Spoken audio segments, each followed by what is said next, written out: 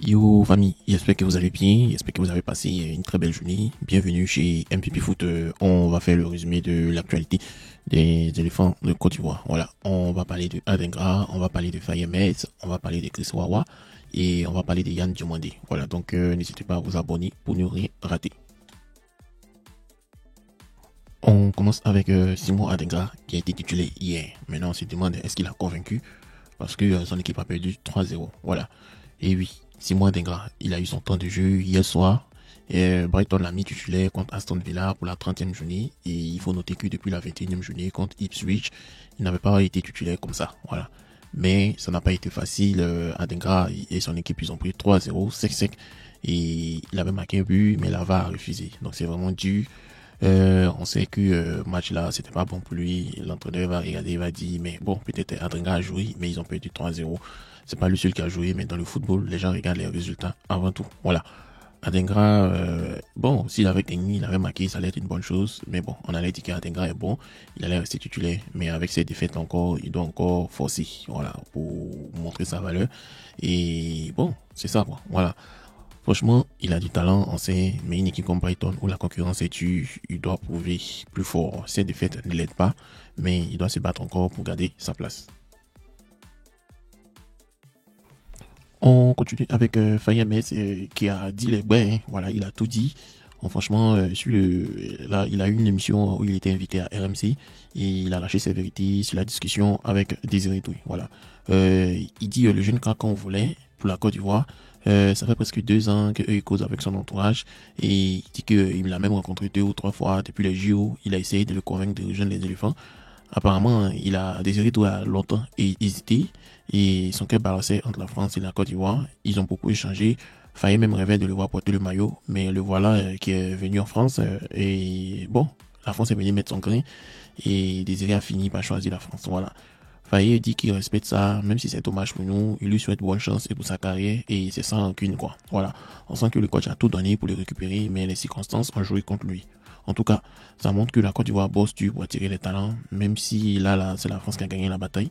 Mais bon, ce que moi je suggère, c'est que quand vous rencontrez des joueurs comme ça, à la montrer dans les médias, en fait, là, comme ça, on va voir que vous travaillez. Voilà, c'est ça, quoi, parce qu'on a pensé que vous ne travaillez pas. Sinon, je trouve ça triste et pas surprenant. Désiré Doué, c'est un gros talent, c'est normal qu'il faille être tout tenté pour le ramener. 2 ans de discussion, des rencontres, ça montre que la Côte d'Ivoire était sérieuse, mais la France appelle et c'est dur de dire non, surtout avec la machine à gagner et la visibilité. On respecte son choix, même si ça fait mal au cœur, perdre une pépite comme ça, qui allait tout casser avec nous. Mais bon, c'est ça. Voilà. Big up au coach Faye aussi, qui a bien géré. Il n'a pas fait du bruit inutile. Il reste classe en lui souhaitant le mieux. Voilà. Ça prouve qu'il a un coach qui va loin, qui sait parler aux joueurs. Mais après ça nous rappelle aussi qu'il faut bouger plus vite et mieux vendre nos projets parce que la concurrence est rude. Donc, j'espère qu'on ne va pas rater d'autres pépites comme ça. Voilà. Il y a Eli Koupi Junior qui est une bonne pépite. Je pense que c'est comme Désiré Doué. Donc, c'est ça. Voilà. Bonne chance à Désiré Doué. Mais il faut continuer à construire une équipe solide avec des joueurs qui veulent représenter la Côte d'Ivoire. On continue avec Chris Wawa. Voilà, c'est le serial buteur du Racing Club d'Abidjan. Pour ceux qui ne connaissent pas, bienvenue sur la chaîne. Racing Club d'Abidjan, c'est mon club de cœur parce qu'on vient de Yopougon. Voilà. On a une pépite qui s'appelle Chris Wawa. C'est une ailier, comment on appelle ailier droit qui joue sur le côté gauche. Voilà. C'est un gars qui fait trembler la défense dans le championnat ivoirien et il est trop fort en attaque. C'est un canonnier, c'est quelqu'un qui joue comme Thierry Henry. Il a une manière d'enrouler le ballon qui va à la lucarne. Franchement, les gardiens sont terrifié, voilà, comme la vidéo que vous venez de voir. Quand tu le vois sur le terrain, tu sais qu'il va pas blaguer. Il est combatif, il coupe partout, c'est un lion, surtout devant le but, il rate pas. Maintenant, il a une nouvelle, comment on appelle, palette à son art, c'est-à-dire les tirs de loin. Voilà, il est très fort dans les tirs de loin. Voilà, c'est pas pour rien qu'il est devenu un joueur clé de l'équipe. Les défenseurs, ils ont vraiment peur de lui quand ils le voient arriver comme ça avec vitesse et adresse et précision. Voilà, c'est ça. À chaque match, il montre qu'il n'est pas là pour faire la figuration. Il veut marquer. Voilà, il fait gagner son équipe et les supporters des Racing Club d'Abidjan, surtout nous, on kiffe grave son style. Voilà, il mouille le maillot, il met le feu au stade et franchement, il est très fort. Voilà, c'est le genre de gars qui peut changer un match tout seul avec un éclat de génie. Si le Racing Club d'Abidjan veut aller loin, ils savent qu'ils peuvent compter sur Chris Wawa qui va marquer le but à la Seko Fofana, à la Thierry Henry. Franchement, c'est une machine. Voilà. C'est une pépite, un attaquant comme lui, il est rapide, combatif à droite, c'est lui qui fait la différence dans les équipes. Il a Le club de Yopougon a la chance de l'avoir parce que il fait partie des pépites de l'équipe et il aurait dû partir en Europe avec les milieux qui sont tous partis. Lui, il est resté. Et puis, voilà, il a tout pour devenir une star, autant pour moi.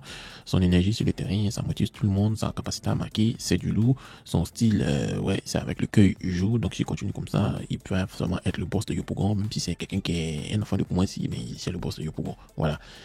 Je sais qu'il a déjà tapé dans l'œil des grands clubs. Il faut juste il reste concentré, qu'il bosse encore dur. Il faut qu'il soit plus régulier. Voilà, parce que c'est rare de voir un gars comme ça et je suis sûr qu'il va aller très, très, très, très loin. Le Racing Club d'Abidjan doit bien le chouchouter parce que celui qui va le porter jusqu'à les métiers en championnat ivoirien. On va terminer avec Yann Diomandé qui est dans le groupe de Legans. Voilà. Yann Diomandé, c'est un joueur, c'est une pépite qui a fait son baptême de feu au Bernabéu contre le Real de Madrid. Maintenant, il est carrément dans le groupe de Legans. Voilà. Le coach Borja Jiménez le fait jouer comme il le veut. Pas de palabre. Voilà. Le club avec le groupe patron américain Blue Cross Score ont décidé de mettre le paquet sur lui. Ils lui donnent des soins spéciaux pour la récupération. Genre, il a un traitement VIP, rien que pour Yann. Voilà, on dirait film. Après son premier match, on voit qu'il a du potentiel et le club ne veut pas gâcher ça. Les proprios ont mis les moyens pour qu'il reste en forme et ça montre qu'il croit en grave en lui. Il doit juste continuer à travailler pour ne pas décevoir. Voilà, c'est une chance en or qu'il a là. Franchement, si tout va bien, il peut aller loin dans le foot et aussi les supporters aussi, ils sont vraiment chauds, je le vois briller sur le terrain. En tout cas, c'est franchement un bon début pour un jeune et on espère qu'il va mettre le feu à la suite. Voilà.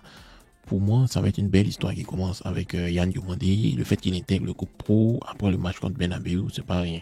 Ça montre qu'il a quelque chose de spécial et aussi le traitement que ce patron, le traitement particulier qu'il reçoit de la part de ses patrons, c'est un gros signal. Il veut investir dans son avenir, mais attention, ça met la pression sur lui. Il faut qu'il bosse dur pour mériter cela. Voilà, parce que les opportunités comme ça vient et ça s'en va tous les jours. Il faut qu'il reste focus pour devenir un crack. Voilà. Je kiffe de voir le jeune comme lui percer, surtout dans un club qui croit en lui à ce point. Donc on lui dit, allez Yann, faut mouiller les maillots. Donc, chers amis, c'est vraiment tout pour aujourd'hui. J'espère que cette vidéo vous a plu. On se dit à très bientôt pour un autre journal des éléphants.